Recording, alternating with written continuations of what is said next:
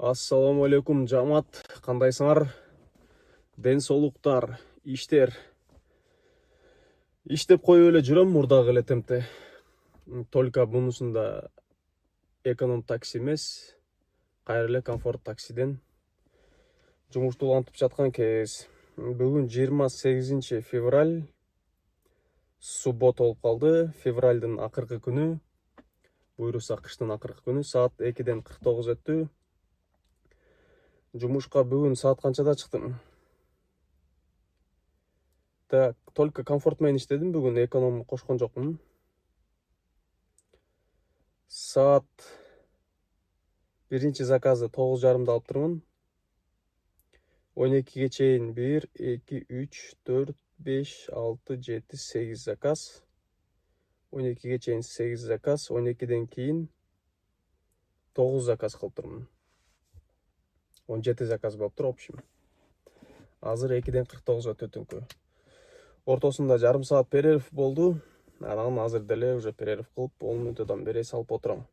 Жигиттер, парктын комиссиясын өзүңөр каалагандай кылып настройка кылып отурган парк бизге да келген. Бул эксперт парк. Бул парк 8 жылдан бери Россиянын территориясында мыйзамдуу түрдө иштеп келаткандыктан өзүнүн айдоочуларына коопсуздукту жана туруктуулукту кепилдикке берет.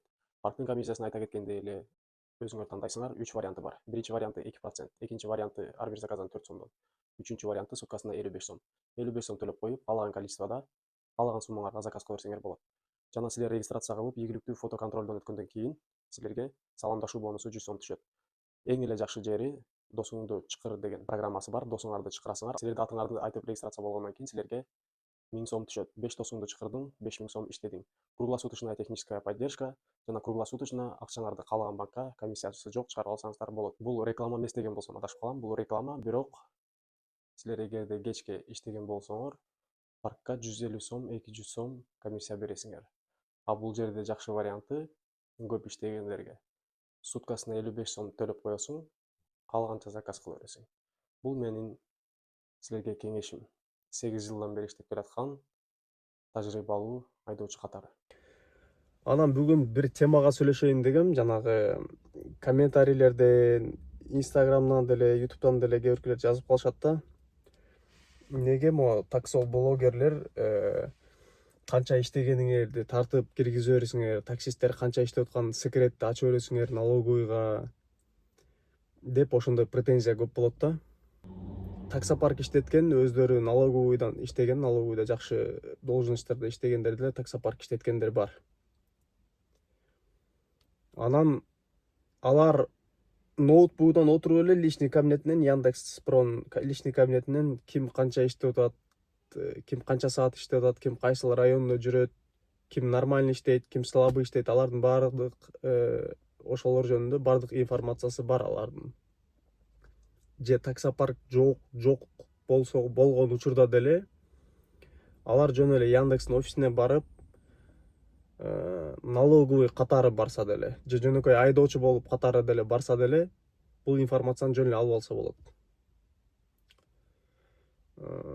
Же вообще эле вариант болбой баратса, өзү ошол налоговыйлардан бирөө айтат, например, таксисттер канча иштеп аптыр, ошону билиш керек болот десе, бирөө айтат, давайте мен регистрация кылайын Яндекске, иштейин, байкаштырайын жумушту деп бирөөсү иштейт.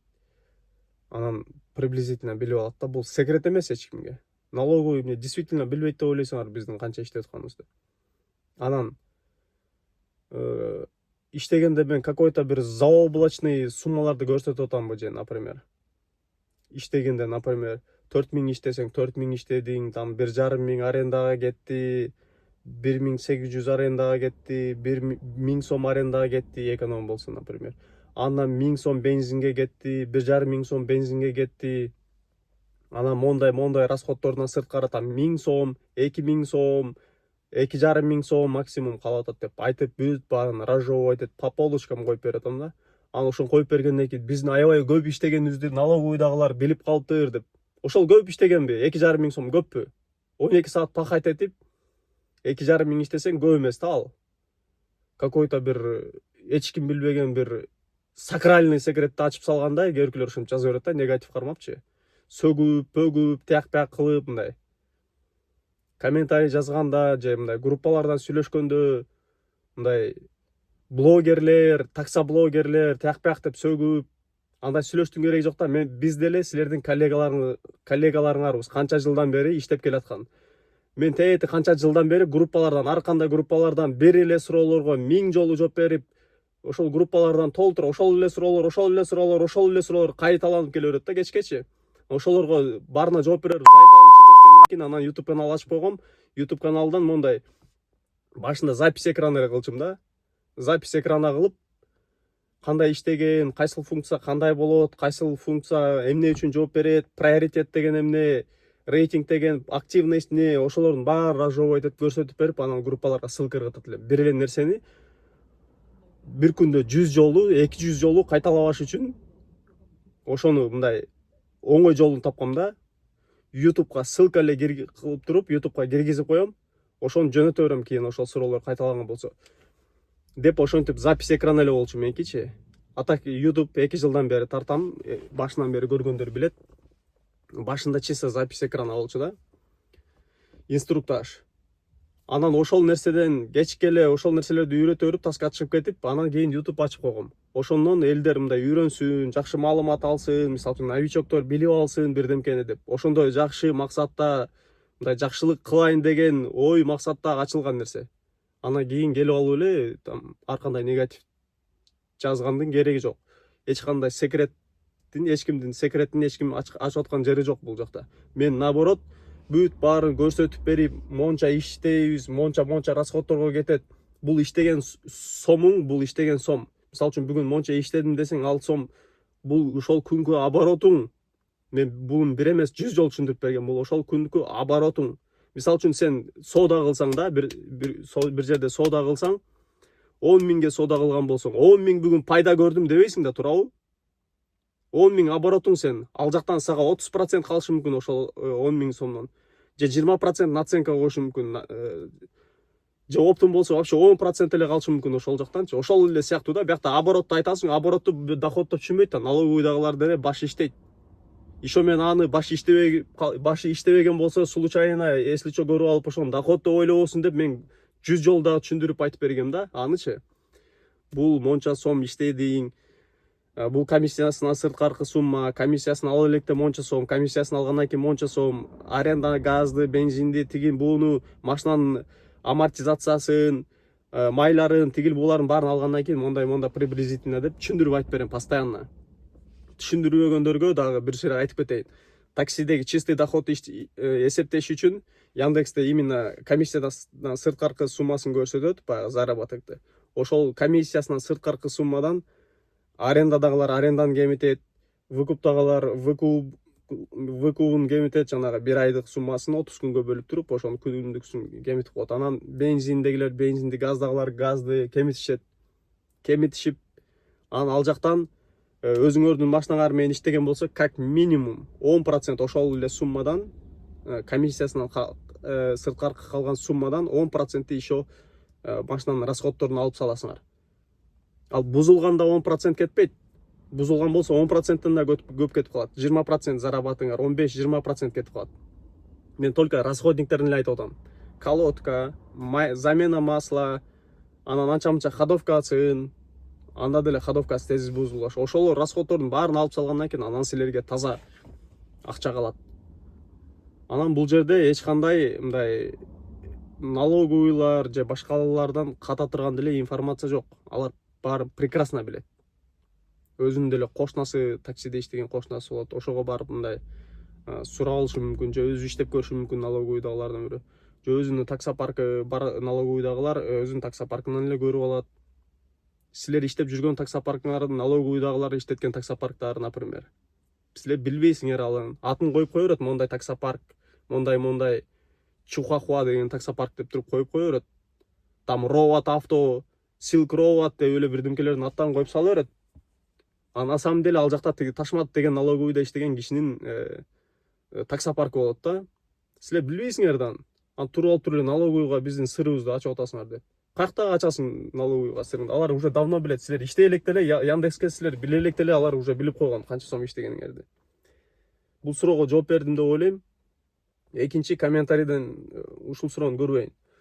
Көрсөңөр деле мында обоснованно жазгыла мындай конкретно кайсыл жеринде туура эмес кылдым, кайсыл нерсени туура эмес кылдым. Баары мындай так жана даана ар бир нерсени по полочкам түшүндүрүп айтып берген болсоңор мага ушул жерде мындай доказать этип, доказательство доводдор менен мен мойнума алам. А жөндөн жөн эле келип алып эле комментарийден же тияк бияктардан группалардан үрө бербейчи.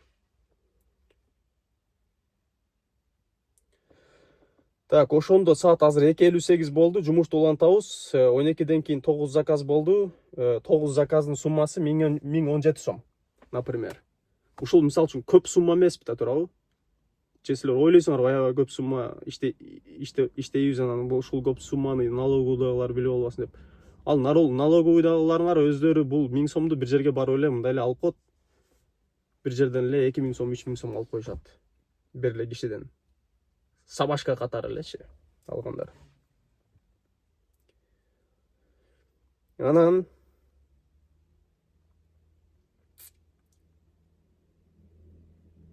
так, загрузка болуп атат.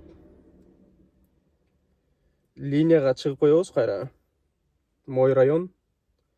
5 район менен иштеп атам азыр.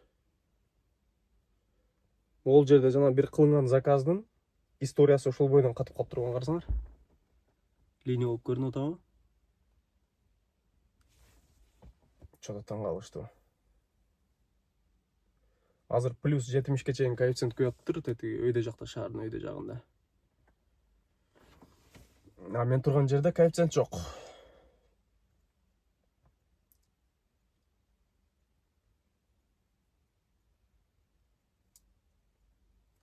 Мурда 7-8 жыл мурда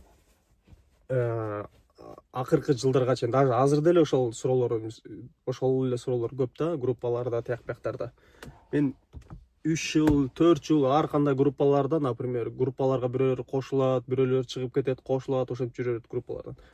Анан 2, 3, 4, 5, 6 жыл, 7 жыл даже группалардан ошол нерселерди жооп берип, үйрөтүп жүрүп бирөөлөргө, анан ошону таска чыгып кеткенден кийин анан ошо YouTube канал ачып койгом да, чисто запись экрана эле кылып, ошоктон иштегенди көрсөтүп берет элем, заказдарды кантип алган, кантип завершать эткен, кантип линиядан чыгып коюш керек, коэффициент көтөрүлүш үчүн. Ошолордун баарын үйрөтчүм. Ошентип, анан кийин мындай өзүм кошулуп видео тарта баштагам, жолду тартып, тияк бияк кылып. А так мурда инструкция болчу чисто. Мындай силерге эле жардам берип коеюн, силерге эле бир жакшы маалымат берип коеюн деген эле жакшы ниетте ачылган канал. Ошондуктан каналды только колдойбуз, лайк, подписка, комментарий жазабыз. Анан мындай негатив жазыштын кереги жок. Себеби бул жакта эч кандай биздин секретибиз жок да. Секрет кылып бирөөдөн жанагындай кататырган эч нерсе жок бул жакта. Любой бир жумушта ачык айкын, бүт баары ачык айкын болсо, ошондо ошол жумуштун берекеси болот. Анан любой эле бир жерге барсаңар бирдемкени айтпай атса, анан тигиндей мындай деп бир суроо берсең, офиске келгиле, офистен түшүндүрүп беребиз деп, офиске барсаң анан бир каякта болгон нерселерди биле пихать этип атса, кой деп кетип каласың да, ошол сыяктуу. Ошон үчүн любой жумушта ачык айкын баарын, бир товар сатсаң деле айыбын айтып туруп сатсаң адал болот деген сыяктуу эле да. Алдап сатпай.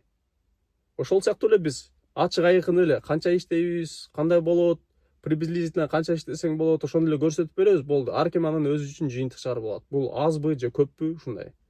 А так бул жакта көп деле сумма эч ким жанагы иштебейт да. Кээ биркилер бар.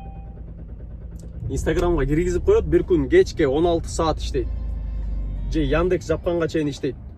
Анан бир мрачный музыка коюп туруп, Яндекстеги баары заработок столбиктерин көрсөтүп коет. 9000, 8000, 7000 деп. Бир күн аябай жакшы күчүн чогултуп туруп иштеп туруп, анан баягындай мрачный музыка коюп коет да, типа мактангансыпчы. А мен мисалы үчүн видеомду көрдүңөр беле, ошондой мрачный музыка коюп, анан монтип, жанагы өзүң сүйлөбөйсүң иши, ал жактачы жөн эле музыка менен эле мындай тартып койгонсуң жана телефондун экранын элечи. Алар сүйлөштү дагы билбейт да, ошон үчүн. Алар кандай кылат? Өзү бир жума эс алат, күчүн жыйнайт, анан бир жумада бир күн иштеп коет дагы. Анан ошону киргизип коет жана стористерине, reels кылып, же ошентип. Же өзүнүн таксопаркы болгон болсо ошону реклама кылыш үчүн, ушундай типа возможность бар, күнүгө ушундай иштейсиңер дегендей кылып. Анан Яндекстин деле жазганы бул жанагы да, зарабатывай от 4 сом в день деген ал мындай эле сөз. Ошондуктан бияктан биз чындыкты көрсөткөн адам болуш керек. Яндекс наебы айтып коюшу мүмкүн, bir күндө 3000, 4000 иштейсиң, 5000 иштейсиң деп. Башкасы алдап коюшу мүмкүн. Таксопарк өзүнүн таксопаркы иштеткендер өзү bir күн ыйынып иштеп коюп, Яндекс жапканга чейин же өзүнүн аккаунту менен өзү 10 саат иштейт, анан дагы бирөөнү 6 саат, 7 саат жапканга чейин иштетип коет. Эки адам bir аккаунт менен иштеп коет, чтобы столбикти көбөйтүш үчүн. Ошондой ситуациялар болбош үчүн биз силерге именно мен өзүм үчүн жооп берейин, ошол чындыкты көрсөтөйүн деп ачкам каналды. Ошондуктан ар кандай жанагындайларга ишенбейбиз, туура эмес информацияларга. Анан налоговый биз көрсөтпөсөк, налоговый билмеген эмес, налог кирмеген эмес деген сөздөн алыс болобуз. Себеби андай эмес. Налоговый по-любому билет биз канча иштеп атканыбызды. Башкалар, башка сферадагылар канча иштеп атканда билет алар. Өздөрүнүн агенттери бар. Мен, например, налоговыйда иштесем, ошол нерсеге башым жетпейт деп ойлойсуңарбы? Ким кандай иштеп атканын, приблизительно канча иштесе болот, кандай способдор менен билип алса болот анычы. Даже если Яндекске барсам, Яндекс мага айтпай койсо деле мен табып алам да способдор мененчи, кандай билиш керек экен. Жок дегенде болбой өлдү дегенде мен өзүм барып регистрация кылып иштеп көрүп анан билем да. Анан группаларга кирем, онда WhatsApp'тагыларга эле. Еще WhatsApp'тагыларды көргөнсүңөр да, группадагылар сүрөттө көргөнсүңөр да, көркүлө жөнөтөт го столбиктегилерди. Вообще нормальный иштеген күндөрүн баягы скриншот кылып жөнөтөт да, атайын. Нормальный иштеген күндөрүн, нормальный иштеген жумаларын, андайларды мен киргизе элекмин али еще. Заказ отменен. Нерв болуп сүйлөп отуруп, заказдагы отмен болуп кетти. Отмен болгондо жакшы, себеби бул без коэффициент чыккан заказ болчу. Буга барганга желание жок болчу да. Ошол кыскасын айтканда, эми бул теманы жабып коелу, налоговый жөнүндө. Эч ким биздин атыбыздан налог төлөткөн жок, биздин айыбыздан.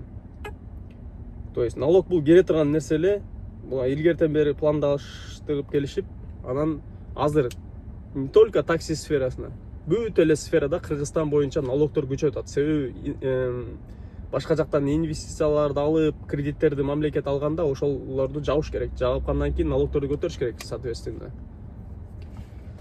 Андай болсо кредиттер жабылып албайт, Кыргызстанда кредит жабылбайт эч качан.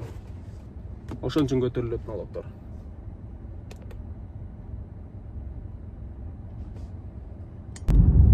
Жамат, ошентип саат 4-төн 25 өттү, саат 4-төрдө акыркы заказды завершать эттим.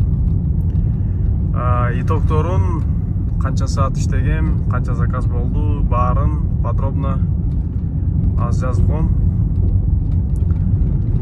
Анан именно ошол суроолорду берип аткан, ошол возраженияларды айтып аткан кишилер силердин айыңардан налог кирди деп, ошол эремкиде ошол сөзүңөрдү, 3 буруштук сөзүңөрдү жазбайсыңар деп ойлойм. Себеби бизде азыр Кыргызстанда биздин такси эле сферасында эмес, карап көрсөңөр, новый силерден деле бүт эле сфераларга ар кандай налогдордун түрлөрү ойлонуп табылып, өздүк көркөм чыгармачылык менен кирип атат. Анан таксисттер канча зарабатывать этип атканы алар үчүн секрет эмес. Бул жакта биз Марсты, Венераны ачып аткан жерибиз жок. Ошондуктан ал сурооңорго жооп бердим деп ойлойм. Именно ошондой суроо недовольны болуп аткандарга. Анан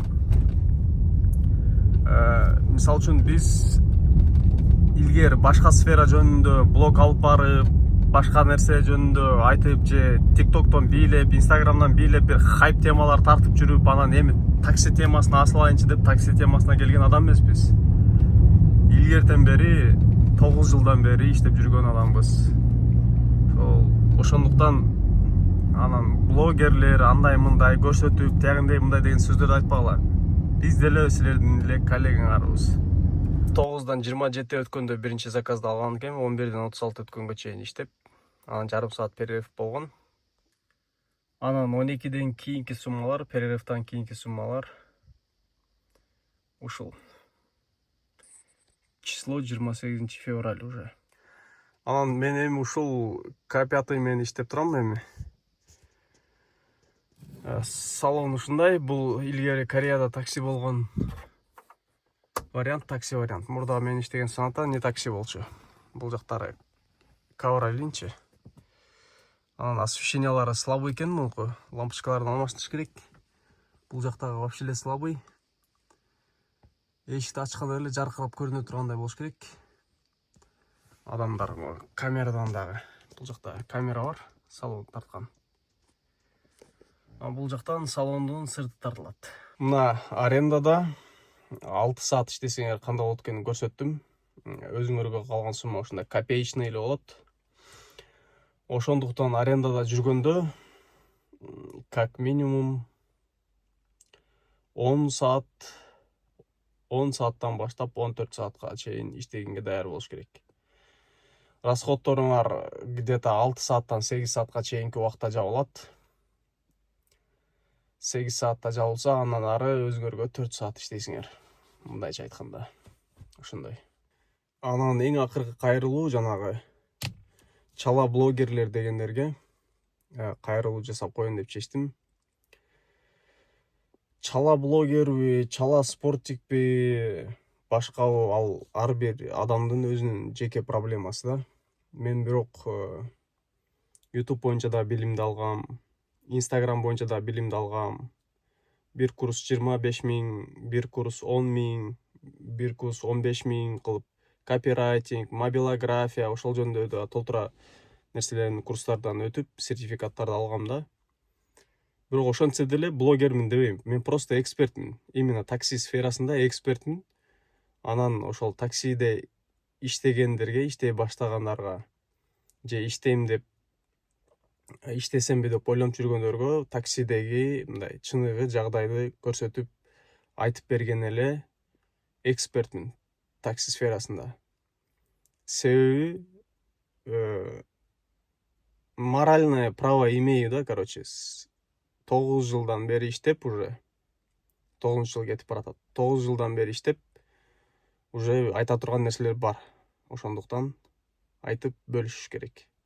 WhatsApp группалардан үйрөтө берсең, ал жакта WhatsApp группадан кайра эле ошол суроолор, кайра эле ошол нерселер кайталана берет.